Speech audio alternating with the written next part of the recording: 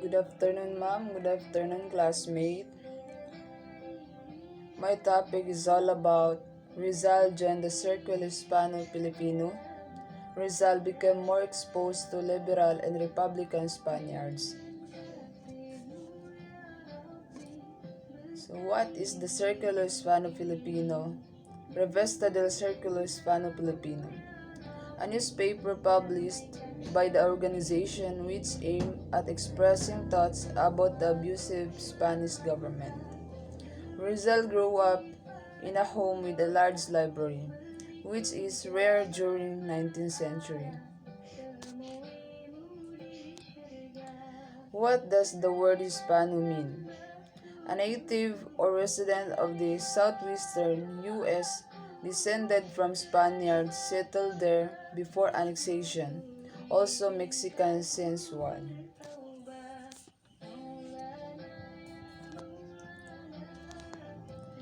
Who is the association Hispano-Filipino?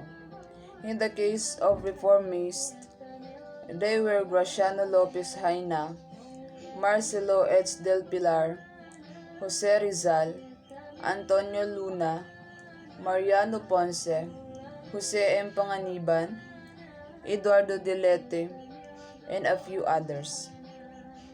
They were serious-minded young men who think of the welfare of the Philippines first and their personal welfare last.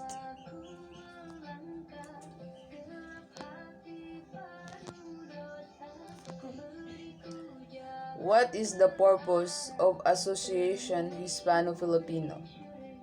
Del Pilar headed the political section of the Association Hispano-Filipina founded in Madrid by Filipinos and Spanish sympathizers, the purpose of which was to agitate for reforms from Spain.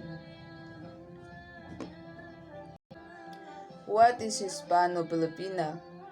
Hispano-Filipino may refer to Spanish Filipino, an ethnic group who has Spanish or Hispanic lineage, mostly born and raised in the Philippines. Anything linking the Philippines in Spain or Latin America together or pertaining to the Spanish Empire's legacy in the Philippines. Why did Jose Rizal join Circulo Hispano-Filipino? Rizal joined the Circulo Hispano-Filipino when he was still in Europe.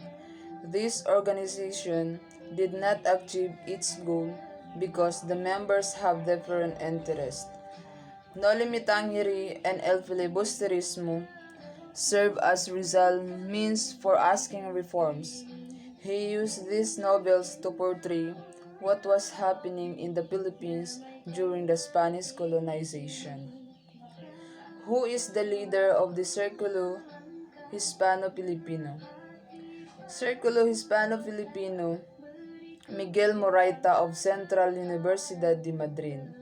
He also joined Colonia Organizada de Madrid, whose first president was Jose Rizal.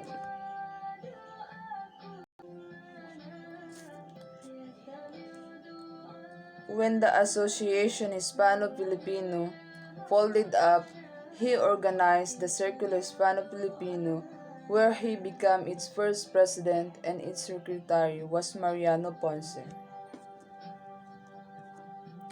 On January 12, 1889, Hispano-Filipino Association, an organization composed of Filipinos and Spaniards, was formed in Madrid, Spain, calling for reforms in the Philippines during Spanish colonization. Freedom of thought and emancipation.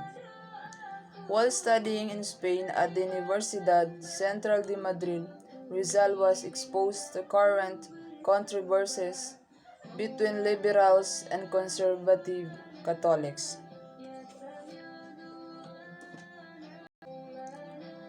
This undoubtedly led to his developing a great commitment to the idea of the freedom of thought and inquiry. In what way he became a markman among the Spaniards in the Philippines? Jose Rizal became a markman when he published Noli Me Tangere, Berlin 1887, a satire on the excesses of the friars in the Philippines. In 1892, he was banished to the Piton in Zamboanga, where he continued to practice ophthalmology. In addition, he taught the locals agriculture and sound public health practices. What are the two purposes of Rizal in going to Spain? Rizal decided to leave the country not just to complete his medical studies in Europe, but to make a name for himself in the realm of journalism, to observe and study European society, and to prepare himself for the task of liberating the Filipinos from Spanish tyranny.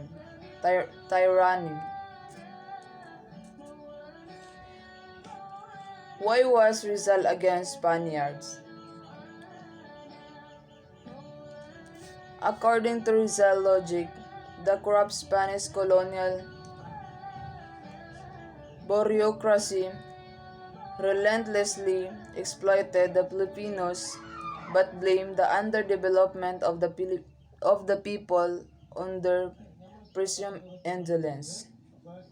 Rizal's aim was to show that this view was erroneous through recourse to both logic and historical fact.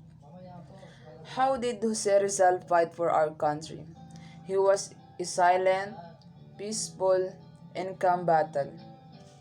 He did not use force but instead used peaceful methods such as writing literature, creating arts, and focusing on the Filipino culture to stir up the patriotic feelings of everyone.